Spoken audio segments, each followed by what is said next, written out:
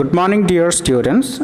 Today we are going to have a discussion on the first chapter in the first module of Signatures Expressing the Self, which is the text prescribed for third semester BA, BSc degree students for their English common course under Calicut University. Before entering into the first chapter, we have to have a small discussion on the first module. The title of the first module is Autobiographical Writings and Memoirs.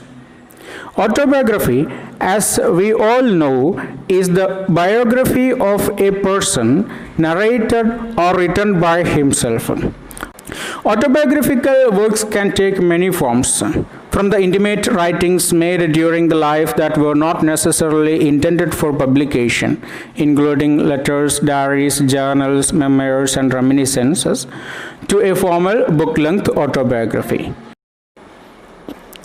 Formal autobiographies offer a special kind of biographical truth. Means a life reshaped by recollection, with all of the narrator's conscious and unconscious omissions and distortions. It is not possible for a man to remember all happenings in his life, so there will be unconscious omissions.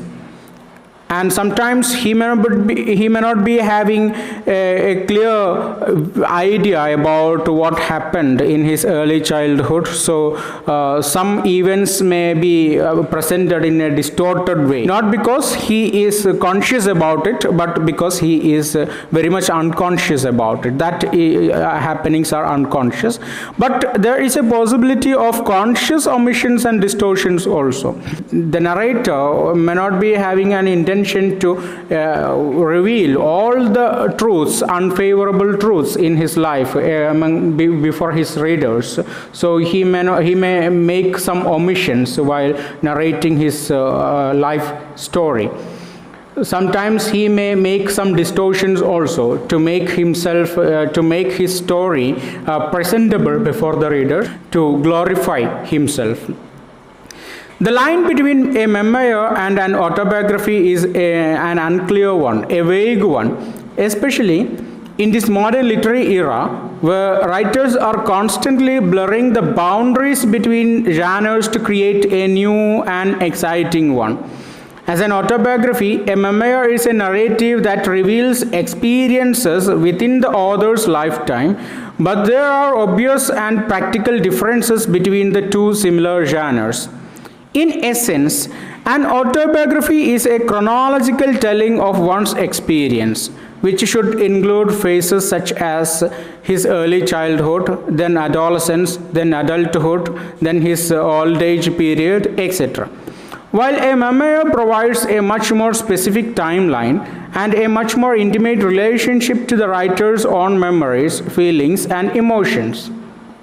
Now let's have a look at the extract entitled The Word, which is actually an extract from the famous Latin American poet Pablo Neruda's Memoirs. The name Pablo Neruda is very much familiar to the reading community, but his original name was not Pablo Neruda. His original name was Ricardo Eliezer Neftali Reyes Basolto. The original name was Ricardo Eliezer Neftali Reyes Basolto. He was a Chilean poet, diplomat, and politician who won the Nobel Prize for Literature in 1971. Pablo Neruda was born on 12th July 1904 in Parral, Chile. His father was a railway employee, and his mother was a school teacher who died 2 months after he was born. Neruda grew up in Temuco. He composed his first poems in the winter of 1914 when he was only 10 years old. Neruda became known as a poet when he was 13 years old and wrote in a variety of styles including surrealist poems, historical epics, overtly political manifestos, a prose autobiography, and passionate love poems. At the age of 13, he published his first work, that was an essay titled Enthusiasm and Perseverance, in a local daily newspaper. His father was never in agreement with his interest in writing and literature. So it was to avoid his father's criticism and disapproval that he used the pen name Pablo Neruda. He took this name from the famous Czech poet Jan Neruda. He was actually having a certain kind of respect and admiration towards Jan Neruda. That's why he took the name, his pen name, Pablo Neruda, from Jan Neruda. Neruda was the most beloved poet of Chile, who used his poetry as a medium to express his political beliefs. Some of his major literary works are Residence on Earth, Canto General, 20 Love Poems and a Song of Despair, Pain in My Heart, and Then Come Back, The Lost Neruda. Neruda became famous as a poet with his publication of 20 Love Poems and a Song of Despair. His works were published in Germany, Czechoslovakia, China, Denmark, Hungary, the US, the Soviet Union, Mexico, Cuba, Colombia, Guatemala, and Argentina. Canto General, translated by Nathaniel Tan, is a poem of epic proportions, tracing the history of Latin America and evoking the grandeur of its landscapes. Neruda was a communist and an atheist. He occupied many diplomatic positions in various countries during his lifetime and served a term as a senator for the Chilean Communist Party. It was the events in the Spanish Civil War which influenced Neruda to join the Communist Party.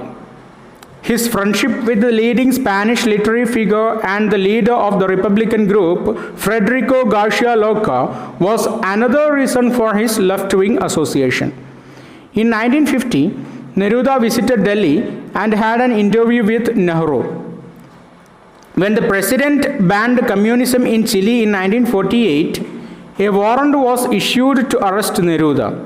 His friends hired him for many days. He went to exile for many years. He wrote many articles lamenting the death of Che Guevara in Bolivia. He criticized the United States for its involvement in the Vietnam War. The Colombian novelist Gabriel Garcia Marquez called him the greatest poet of 20th century in any language. In 1969, he was designated the communist candidate for the presidency of Chile, which he resigned for his friend Salvador Allende, and then Salvador Allende became the candidate. From 1970 to 1973, he served under Allende as a Chilean ambassador to Paris. It is reported that Neruda died in 1973 due to cancer, but it was interpreted by many as a murder. Neruda received many prestigious awards and recognitions that include the International Peace Prize, which he received in 1950, the Lenin Peace Prize in 1953, and in the same year he received the Stalin Peace Prize also, and the Nobel Prize for Literature in 1971. Now, into Memoirs. As the name suggests, memoirs are about his entire life, including the literary influences on him. A major portion of his memoirs details his political birth and subsequent political career, which simultaneously influenced his poetry. In his memoirs, Neruda talks about several themes such as his politics, patriotism, nationalism, communism, socialism, local politics, regional politics, world politics, the literary circles Neruda had moved in, all the writers, poets, editors he met throughout his life, etc. These are the major themes of the book and, by extension, his life itself. We can have a discussion on the excerpt titled "The Word" in the next video. Thank you.